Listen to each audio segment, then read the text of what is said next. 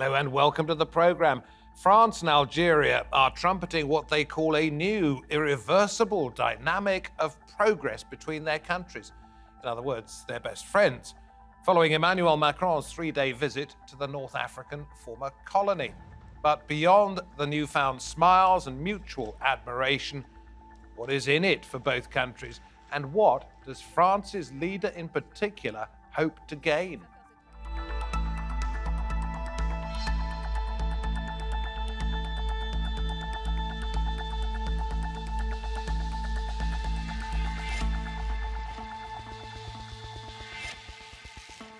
Good to have you with us. I'm David Foster.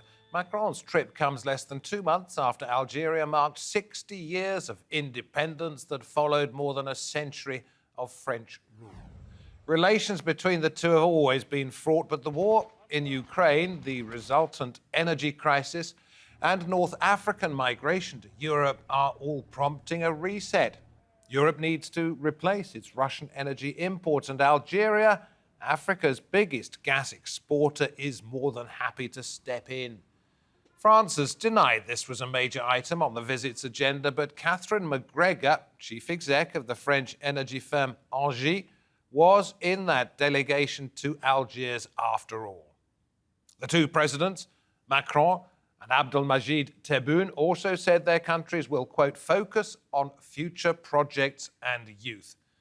Coincidentally, that's the age group most likely to cross continents to seek better prospects in France, and whose presence could stir the country's ambivalence towards immigration, a perpetual headache for centrists such as Macron. Let's head to the south of France, to Marseille first of all, and Yahia Zoubir joins us from there, Professor of International Studies and Director of Research in Geopolitics at Kedge Business School. Near Avignon, in Provence, we have Anne-Elisabeth Moutet, political commentator, and also in Marseille, Joseph Downing, senior lecturer in international relations at Aston University. He is an expert in French politics. Yahia, I'd like to come to you first because you are Algerian, and I'd like you to cast your mind back 12 months to when Emmanuel Macron, the French president, seemed to suggest or question whether in fact Algeria had existed as a country before French colonization. And this caused an amazing diplomatic spat between the two countries. Algerian state television putting out this statement: Macron's remarks are an unacceptable insult to the memory of over 5.63 million martyrs who sacrificed themselves with a valiant resistance against French colonialism. Yahia, as an Algerian, did you feel particularly insulted? Did you suspect the enormity of the rift that there would be, or possibly could be, between the two countries after this? Yes, I must say that the statement was ill taken, not just by the government, but the whole civil society. You know, people from all walks of life. I went to Algiers last May, and I talked to a lot of people, whether officials or ordinary people. And they were shocked by that statement. At the university level, same thing. And there were a lot of responses to that point.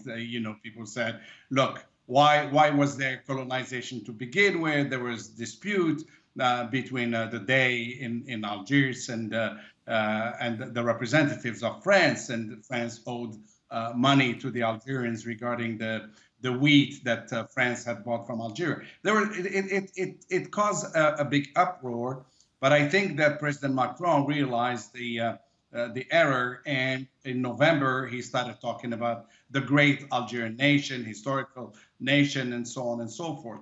But to be honest, it was very hard to believe how much change has occurred since then. There were other issues, obviously, as you probably know, because they not only regarding the notion of a nation, the existence of a nation, but also talking about the memory rent. And I'm sure we're going to talk about that a lot, because I think it's one of the hanging issues. The question of memory is extremely important in the relation between Algeria and France. So let me move on to you, Anne-Elisabeth. He started to row back, as Yahia was suggesting. He hasn't issued a direct apology. Correct me if I'm wrong, but I don't think France has ever apologized directly and explicitly for colonization. So why are we seeing Macron, in effect, eating humble pie now, crawling to the Algerians saying, we need your forgiveness?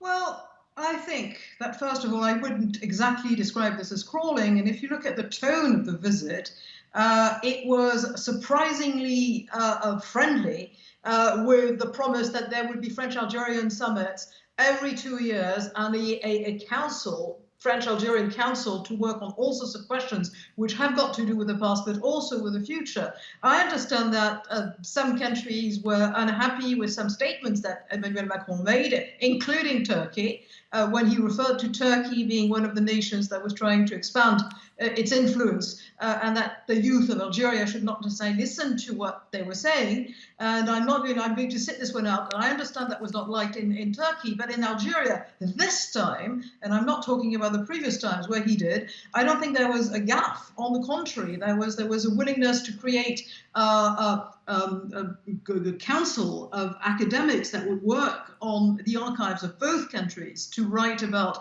what happened during colonization from the start. And Emmanuel Macron, from the beginning, said the brutal, difficult, and violent start. And then to expand on what it can be learned from all archives about what happened to all participants in the Algerian independence war. So I don't think that this time he goofed in the way that he did quite badly previously. OK, I did ask you why now, but you didn't answer that question. You very smartly answered another one, and we thank you for that. So I'll go to you, Joseph Downing, on this one. Why has he chosen this particular moment? I mean, it's important to say that colonial history has been instrumentalized by both sides in this long and sort of very unstable post-colonial period between France and Algeria. You know, the Algerian government's still trying to get legitimacy from being the inheritors of this independence legacy. But also French politicians, and this is where it comes to Macron, have instrumentalized not apologizing. Sarkozy, for example, toned down significantly any attempt at commemorating the 50th anniversary of the Evian peace accords. And part of this, as well as obviously trying to reach out to his counterparts in Algiers, I think for Macron is also about wooing potentially ethnic minority voters in France, and also those that are on the left who are quite conscious of, you know, contemporary discussions about decolonizing society and things like that, because they are potential voters for whoever it is that succeeds Macron in the En Marche movement and who contests the next presidential election. So I think for him it's a way of not only appeasing those in Algiers, but also reaching out to voters that he sees as potential swing voters in the next presidential election. Yeah, I hear a lot of talk about whether this would have happened if it hadn't been for the conflict in Ukraine, because of the energy crisis caused by that, and Algeria being the biggest exporter of gas in the whole of Africa. That's what it's about as well, isn't it? It's about energy supplies to France and to other countries to which France moves on the supplies it gets.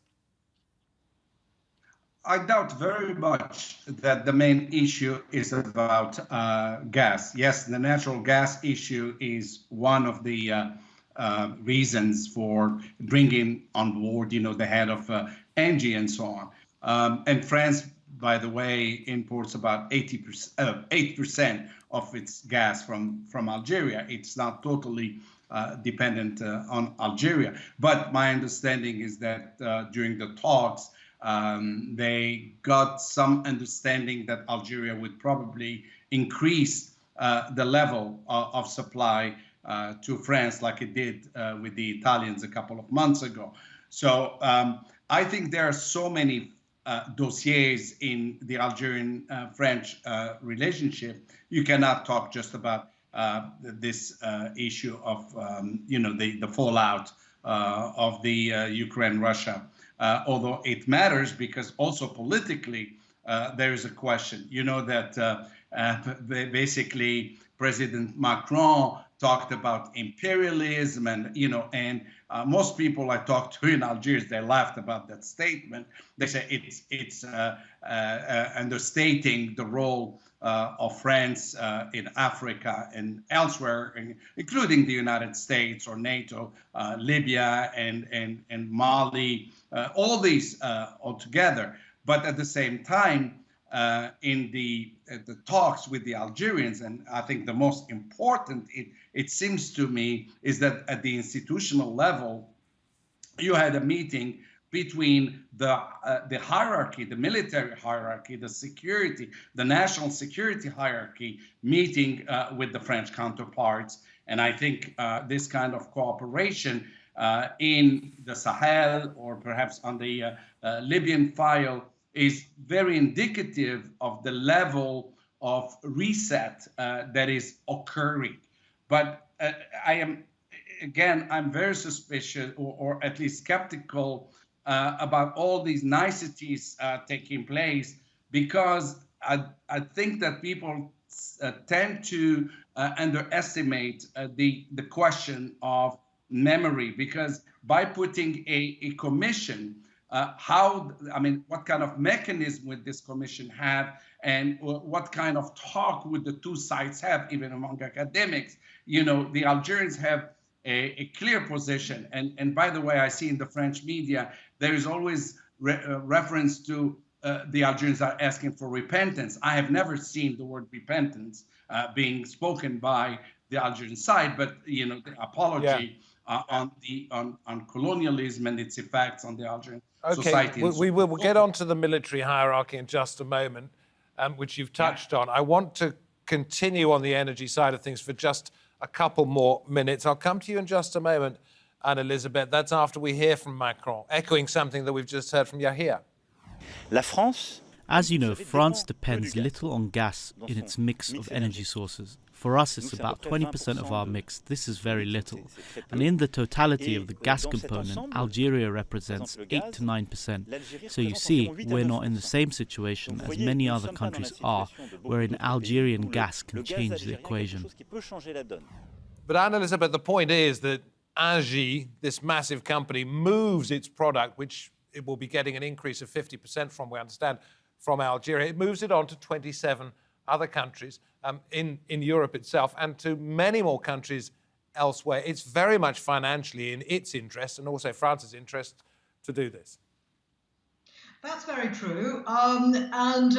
Macron, being one of the leaders of the largest countries in Europe and very, very committed to European unity, has certainly been pleading with the idea that gas supplies should be forthcoming from Algeria and augmented if possible, not just with Italy, but also Germany and other places, because in the European energy mix, the Algerian gas would be very helpful.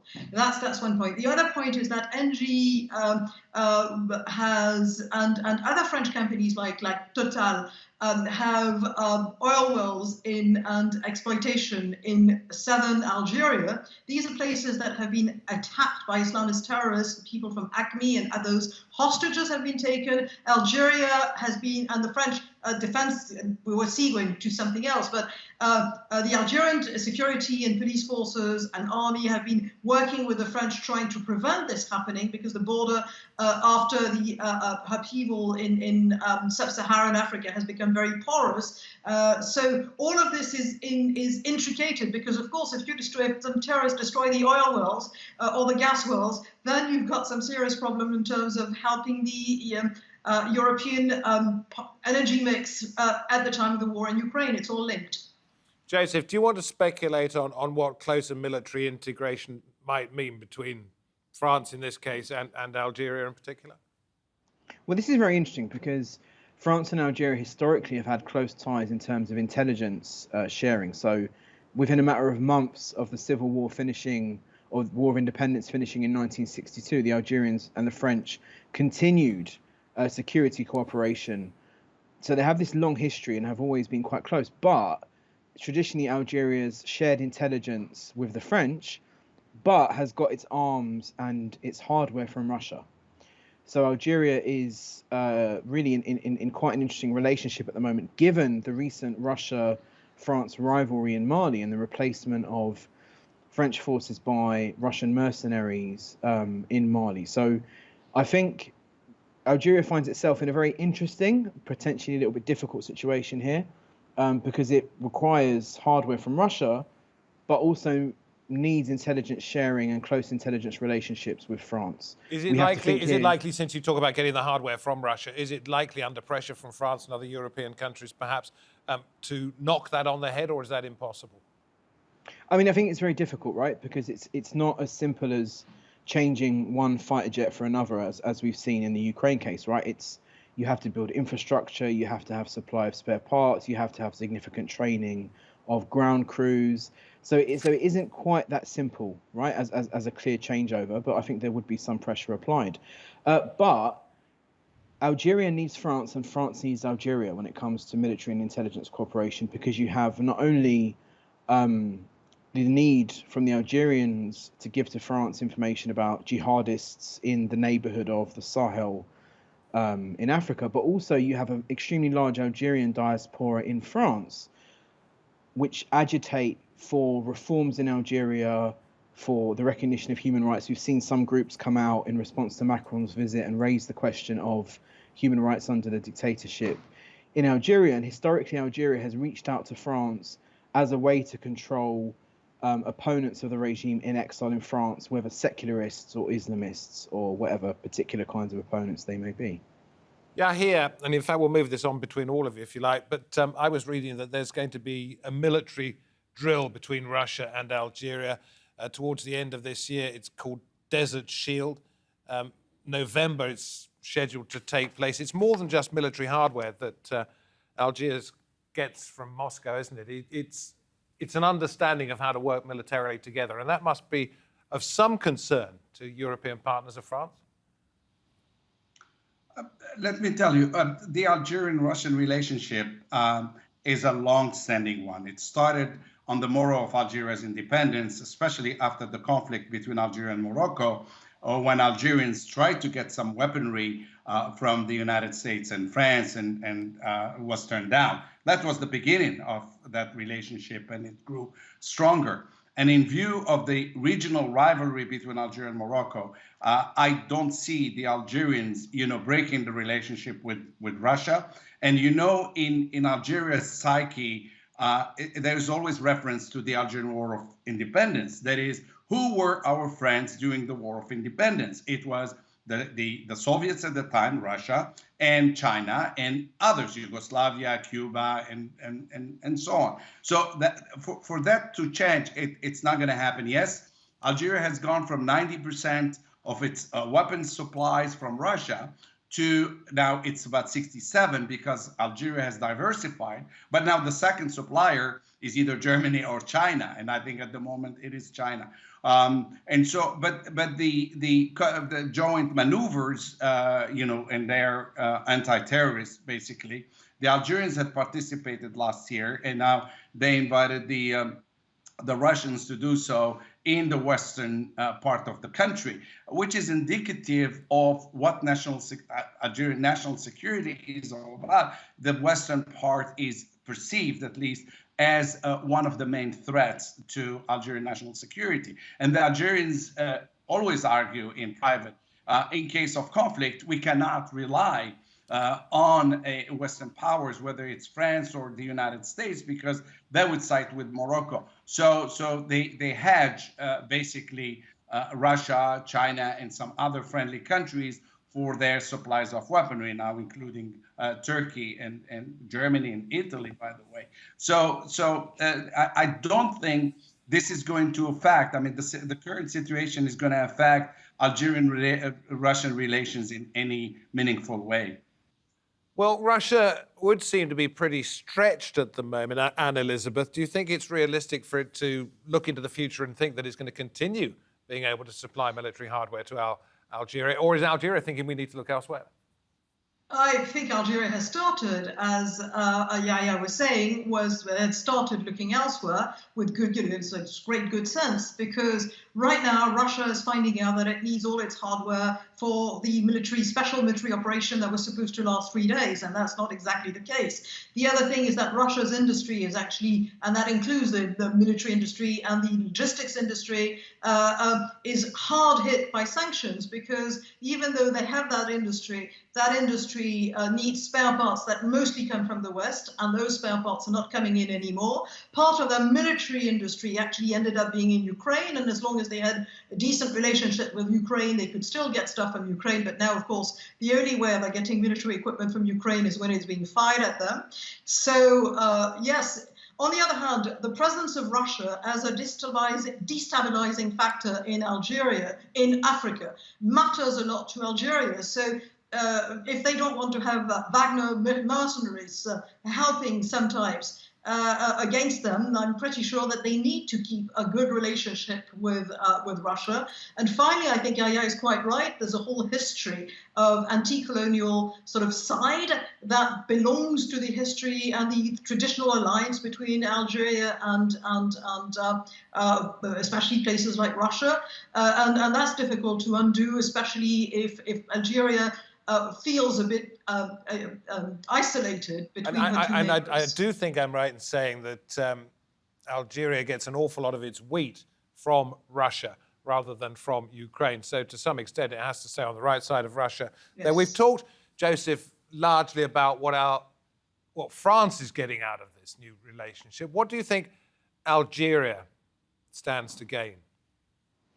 Well, the Algerian regime it finds itself in a situation where it needs to subsidize a lot of consumer goods for the domestic Algerian market, right? So the Algerian economy is not in good shape. Youth unemployment is particularly high and very stubborn. Finding decent jobs in Algeria, especially if you're skilled, is quite difficult. So the Algerian government needs foreign exchange, really, to subsidize things like basic foodstuffs, consumer goods, basically to keep the population happy. Also, there's a larger security architecture at work here, right? Which is, as Yahia said, the Morocco-Algeria tense relationship, but also the relationships between Morocco, Algeria, Spain, and France. And Morocco has a trump card up its sleeve, which is the Straits of Gibraltar, and the ability to effectively control or not control undocumented migration across that part of the Mediterranean. So Algeria also has the ability here to perhaps gain a little bit more influence amongst its European neighbours and to perhaps pull some influence away from its key regional rival here, which is Morocco. What do you make of that, Yahia, as we come towards the end of the programme, that Algeria is using this, if you like, as a diplomatic stepping stone to be one move ahead, if you like, of Morocco? Listen, there has been a big debate within Algeria itself, within the upper echelons of the diplomacy, military, and so on and so forth, that Algeria's diplomacy was lethargic for quite some time. It was basically paralyzed because of the president was, being paralyzed himself. So they have decided to go to an all-out sort of diplomatic, expansion, reestablishing good relations with basically everybody, or defending their interests wherever they feel that Algeria's national interests are at stake. Right now, one of the biggest issues is the Israeli-Moroccan relationship with the Algerian Sea as a real, a serious threat to their national security, especially since Morocco is playing on that card and on the statement that was made by President Trump just before he left office, to put pressure on the Algerians. And the Algerians are responding really forcefully. And I think that even the improvement of relations with France, or this reset with France, falls within that framework. And once again, Anne-Elisabeth, I'll come to you in just a moment, Joseph, if we have time, but we're running out of that. It underlines how important the relationship between the southern part of Europe and North Africa actually is. It's very important, and it's a situation in which Europe itself needs to firm up every possible external the foreign relationship, because it is facing a new paradigm which has been created by the war in Ukraine. So once again, it's the illustration that we are living in an interconnected world, and also in a world in which you may have friends on one side that will be enemies on the other, and are the same people. Quick thought, Joseph, before we go. You are in Marseille, large Algerian population there. I'm sure you haven't spoken to every single one of them, but do you get the sense that they are slightly mollified by what Macron, what France has done, and therefore more likely and more inclined to be on his side when it comes to any elections, etc.? It's interesting because on the one hand, I think they welcome him talking about the colonial memory and trying to make some sort of progress on that. France has been quite late in addressing those questions, but they're also quite sceptical, given that they see a very close relationship historically between Paris and Algiers that perhaps hasn't actually benefited them, right? Like, we see a lot of governance, economic and social issues in Algeria, which the regime, even though it's got these significant natural resources and receives huge amounts of foreign exchange, seems unable to solve at home. Thank you so much. So many wheels within wheels, as you've helped me to understand. Thanks for coming on the programme, wherever you happen to be. Thanks for watching the programme. From me, David Foster, and the Roundtable team. Hopefully, until next time, goodbye.